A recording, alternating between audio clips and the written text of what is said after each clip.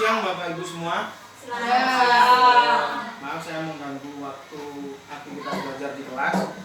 Di sini saya ingin menyampaikan kelanjutan program dari PKD BJOK, yaitu tugas untuk membuat rancangan program berbasis proyek melalui komunitas belajar. Nah, di sini tema yang saya angkat sesuai dengan proyek P5 yang dulu kita buat. Saya angkat jadi permainanku budayaku. Ya, untuk semester ini jadi permainan tradisional yang saya angkat di dalam proyek pembelajaran BJOK dengan tema ayo bermain, ayo lestarikan. Adapun latar belakang dari rancangan yang saya buat adalah pandangan dari Ki Hajar Dewantara tentang kodrat anak sebagai makhluk yang perlu bermain dan menekankan pentingnya memberikan anak kesempatan untuk belajar melalui aktivitas yang alami bagi mereka. Permainan tradisional ini dapat menciptakan lingkungan belajar yang lebih inklusif dan memberdayakan. Ini tidak hanya membantu melestarikan budaya dan warisan lokal, tapi juga mengembangkan berbagai keterampilan penting pada anak-anak seperti kepemimpinan, pengambilan keputusan, dan kerjasama tim. Di SD Negeri 1 Tinggarsari memiliki potensi di antara sekolah yang berbeda yang berada di pedesaan, sehingga permainan tradisional sering dimainkan di lingkungan sekolah dan rumah peserta didik. Sekolah memiliki sarana dan prasarana dalam melaksanakan permainan tradisional.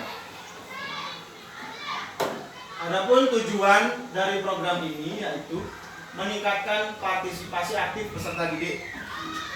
Jadi peserta didik didorong untuk terlibat aktif dalam kegiatan permainan tradisional. Kemudian yang kedua, mengembangkan keterampilan sosial dan kerjasama tim. Jadi nanti anak-anak dalam memainkan ini pastinya akan dibagi kelompok dan akan bekerja sama secara tim.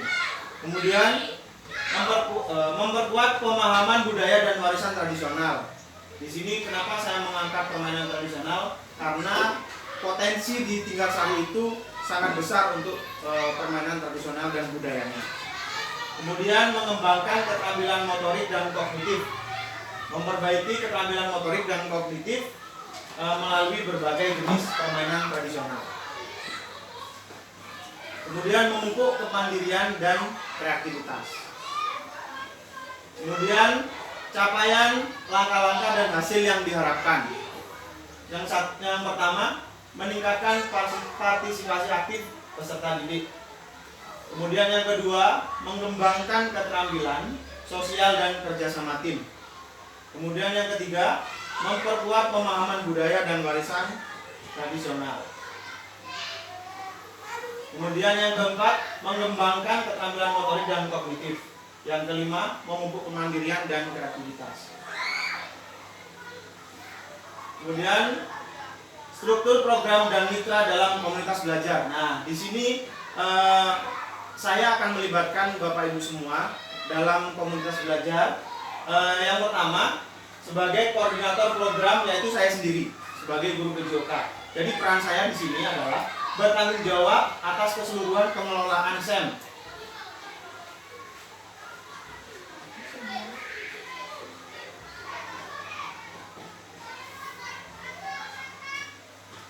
Jadi di sini saya bertanggung jawab atas pengelolaan kegiatan dengan program SEM. Program SEM di sini yaitu singkatan dari Sport Education Model.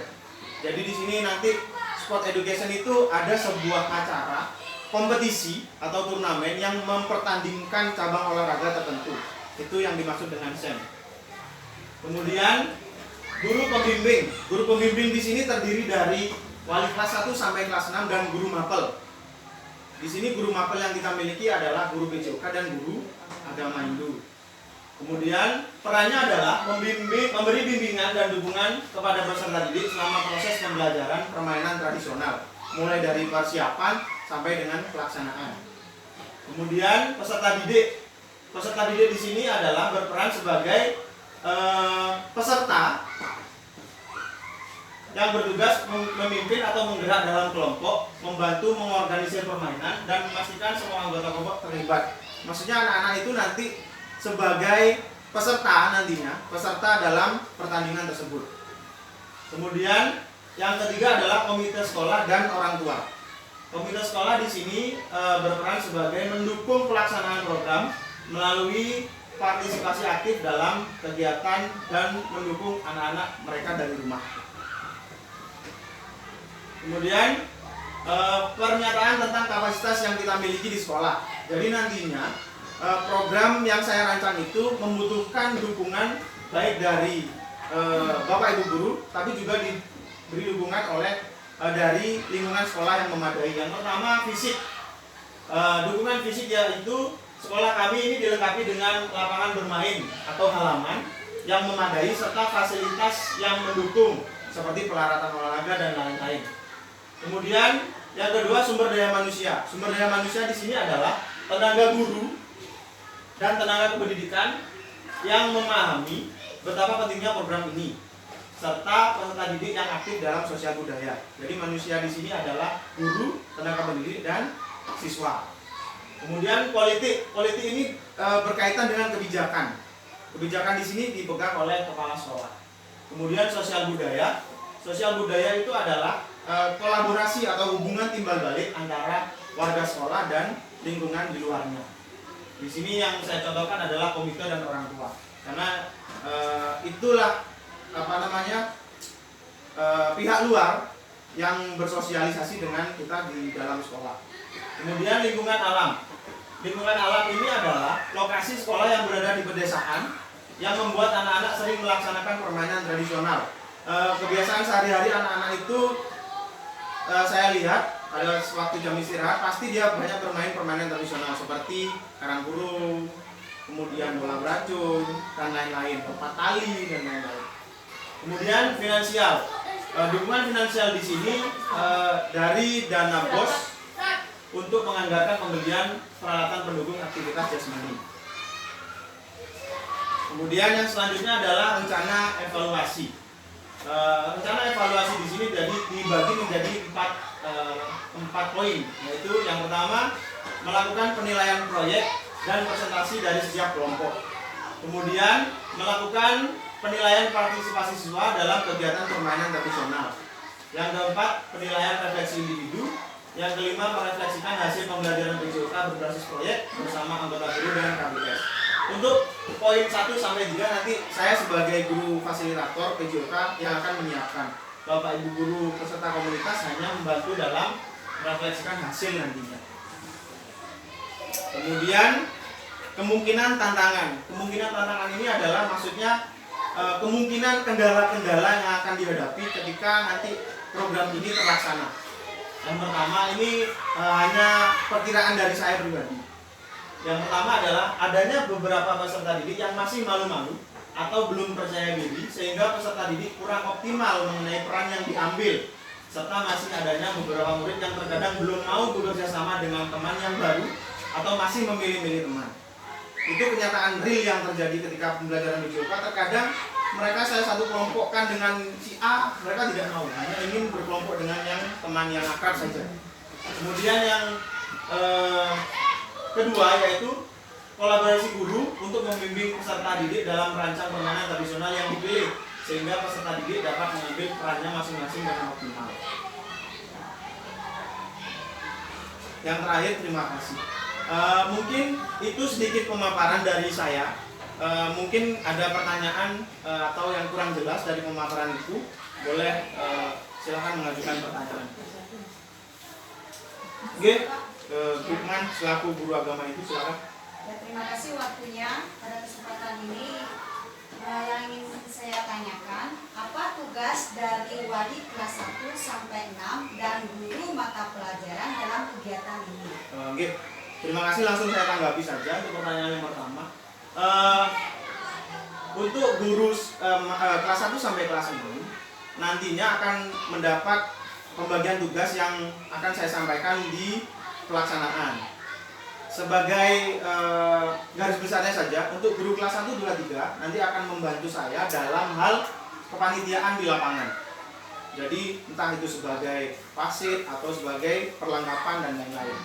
Kemudian untuk guru kelas 4, 5, dan 6 membantu membentuk kelompok atau tim di kelas 4 dan 5, 6 dan memberikan materi tentang permainan tradisional apa yang akan dipilih. Itu untuk tugas kelas 4, wali kelas 4, 5, dan 6. Kemudian guru mapel nantinya akan mengisi di mana pos itu yang dirasa perlu bantuan, atau di kelas 1, 2, 3 atau di kelas 4, 5, 6. Nanti akan ada job desk-nya masing-masing. Seperti itu.